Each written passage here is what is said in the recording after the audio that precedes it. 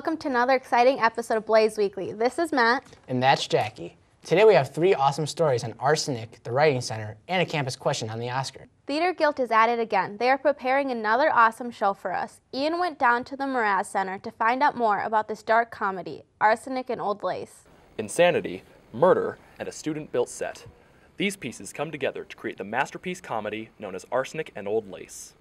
It's about a couple of dear, mature women who, as a favor to mankind, murder lonely old men to put them out of their misery, of their loneliness. And it's a beautiful thing. With its absurdist plot, there are a number of very memorable scenes throughout the show. My favorite scene of the show is when Jonathan enters into the story because he's very ominous and scary and it adds mystery to the whole thing. Despite its very grim theme, Arsenic and Old Lace can be best described as a comedy. Since it's a dark comedy, it's funny about things that shouldn't be funny, so it's funny about these old ladies murdering a bunch of old men, and it's unlike anything I've ever seen before. If you want a show that has everything from slapstick to dark, murderous comedy, come see Arsenic and Old Lace. Reporting for Blaze Weekly, I'm Ian Fee. And it's funny. Thanks, Ian. The show will open tonight at 7 o'clock and will be playing throughout the weekend. Tickets will be $7, and there will be refreshments at intermission. Looking for some extra help with your paper? Michael spent some time after school to learn more about the school's writing center. Most people are in a frenzied panic when they have important paper to write. But thanks to the writing center, you don't have to fear your encroaching due date. It's a really good idea to come to the writing center for your papers because most of the tutors have already written these papers or very similar ones before. So we know what the teachers are looking for, and we've been successful on those papers. No matter what draft your paper's in, the writing center will help you write it. One of the things I'm looking for is to make sure that everything you say is supported. So if you make a statement, it needs to be completely supported with evidence from either the book or any online source. You can come to my room. I'm Miss Hanson. I'm in the English hallway in room C272, and there is a sign-up sheet in the hallway, and you are welcome to sign up for a before school or after school time spot. You can also just drop by anytime after school, right after the bell rings, and we can see if we have someone available to help you. Before you spend a long night of lament over your half-written essay due the next day, why don't you head down and get help from the intelligent and kind people at the Writing Center? Reporting for Blaze Weekly, this is Michael Moser. Thanks, Michael. Stop by Miss Hanson's room to sign up or learn more about how to improve your writing. The Hollywood Foreign Press selected 12 Years a Slave as this year's best movie. We walked the halls of Burnsville to see what your choice was for Best Picture this year. I think Catching Fire should have won. I feel like Gravity should have won.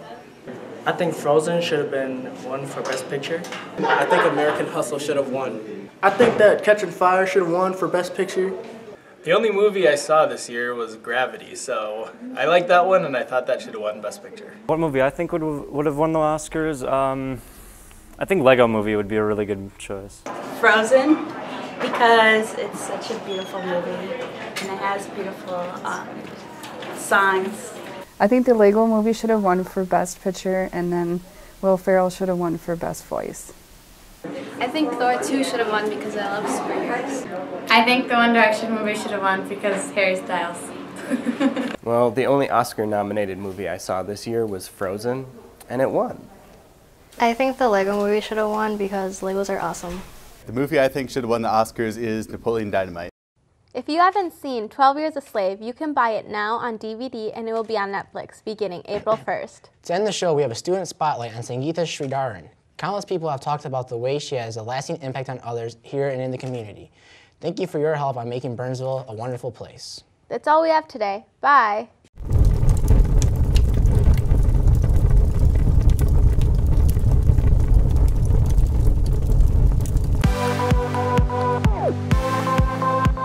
I've been in the service program since 10th grade, and I volunteered at the Minnesota Children's Museum, the Augustana Regent Senior Center in Burnsville, Hidden Valley Elementary School, and I volunteered through Student Council.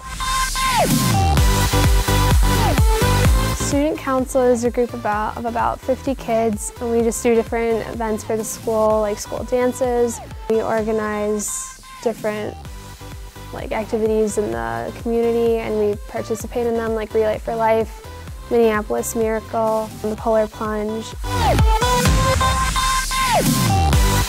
Next year I want to do a double major in political science and Spanish at Madison, and then after that hopefully I'd like to go to law school and then someday get a job working for like U.S. Foreign Service or the American Embassy or the UN.